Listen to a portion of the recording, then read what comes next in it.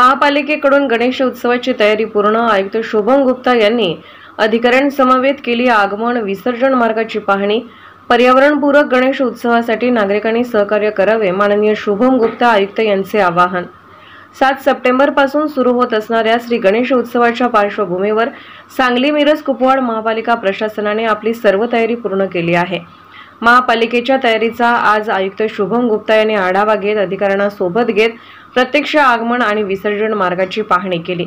तसेच खड्डेमुक्त गणेश उत्सव ही संकल्पना राबवत विसर्जन व आगमन मार्गावर एकही खड्डा दिसणार नाही याबाबत सूचना प्रशासनाला केल्या। तसेच यंदाचा गणेशोत्सव पर्यावरणपूरक साजरा करण्यासाठी महापालिका प्रशासनाच्या सूचनांचे पालन करा असे आवाहनही आयुक्त शुभम गुप्ता यांनी सर्व गणेश भक्त नागरिकांना केले आहे।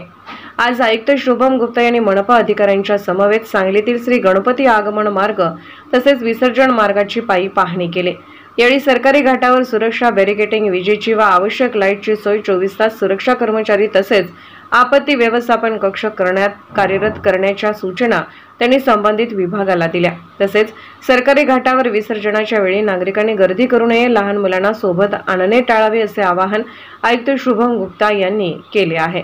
कृष्णा नदीच्या पाणी पातळीत वाढ झाल्याने खबरदारी म्हणून महापालिकेकडून विसर्जनाची सोय करण्यात आली असून महापालिकेच्या बोटीच्या माध्यमातून गणेश मूर्त्यांचे विसर्जन मोफतपणे केले जाईल अशा सूचनाही आयुक्त गुप्ता यांनी अधिकाऱ्यांना केल्या आहेत। तसेच नागरिकांनी सुद्धा नदीपात्रामध्ये विसर्जनासाठी न उतरता महापालिकेच्या बोटीमध्ये आपल्या मूर्त्या द्याव्यात, त्याचे नदीपात्रात विसर्जन महापालिका प्रशासन करेल असे आवाहन सुद्धा आयुक्त गुप्ता यांनी केले। यंदाचा गणेश उत्सव पर्यावरणपूरक आणि आनंदामध्ये साजरा करण्यासाठी सर्व नागरिकांनी महापालिका प्रशासनाला साथ द्यावी असे आवाहनही आयुक्त शुभम गुप्ता यांनी केले आहे। दरम्यान सरकारी घाटावर काही सामाजिक कार्यकर्त्यांनी आयुक्त शुभम गुप्ता यांची भेट घेत महापालिका प्रशासनाकडून करण्यात आलेल्या आणि करण्यात येत असलेल्या व्यवस्थेबाबत समाधान व्यक्त केले। येणारा गणेश महोत्सवासाठी सांगली मिरज कुपवाड महानगरपालिका क्षेत्रात सर्व तयारी झालेली आहे, त्याची आज पाहणी करण्यात आली। त्यामध्ये नागरिकांसाठी काही सूचना आणि आवाहन करू इच्छितो। त्यामध्ये सर्वात पहिला पर्यावरणपूरक गणेशोत्सव आपल्याला सगळ्यांना साजरा करायचे आहे, त्यासाठी शासन पूर्ण पद्धतीने सज्ज आहे।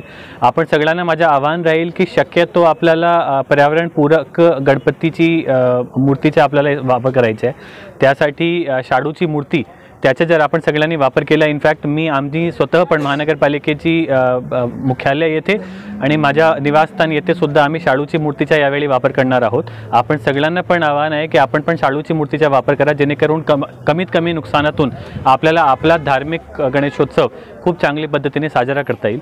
तसेच आपण सगळ्यांना आवाहन असं पण आहे की पाण्याची पातळी खूप जास्त वाढलेली आहे प्रत्येक घाटावर, तरी आपण जिथे जिथे कृत्रिम कुंडाचा वापर करू शकतात, महानगरपालिकेने जवळजवळ 50 कृत्रिम कुंड उभे केलेले आहेत, तर जिथे जिथे शक्य असेल त्या कृत्रिम कुंडाचा वापर आपल्याला केला पाहिजे। तिथून आपले विसर्जन केलेली मूर्ती काळजीपूर्वक महानगरपालिकेच्या वतीने आम्ही विसर्जन करणार आहोत। आणि जर आपल्याला नदी पातळीवर विसर्जन करायचे असेल तरी महानगरपालिकेने काही सूचना जारी केले आहेत। त्यामध्ये पाण्याच्या पातळीच्या खाली जायचे नाही, कुठल्याही बोटीचा वापर करून नदीच्या मध्ये जायचं नाही आणि शक्यतो पाण्याचा जे घाट आहे तिथे फक्त एकच माणूस मूर्ती घेऊन तिकडे खाली आला पाहिजे। अशा प्रकारची सर्व सूचनांचा काटेकोरपणाने पालन केलं पाहिजे असं सगळ्यांना मी आवाहन करू इच्छितो।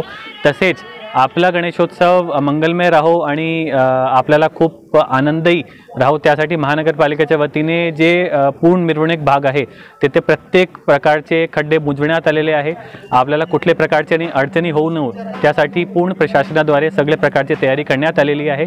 परत एकदा सगळ्यांना मी आवाहन करू इच्छितो की सगळ्यांनी प्रशासनाची सूचनाचा पालन करावा, आमचा सहयोग करावा आणि आम्ही सगळ्यांच्या वतीने आपल्याला सांगू इच्छितो की आपला गणेशोत्सव सांगलीच्या गणपतीची नगरीचा गणेशोत्सव खूप मंगलमय हो, खूप आनंदित हो। जय हिंद, जय महाराष्ट्र।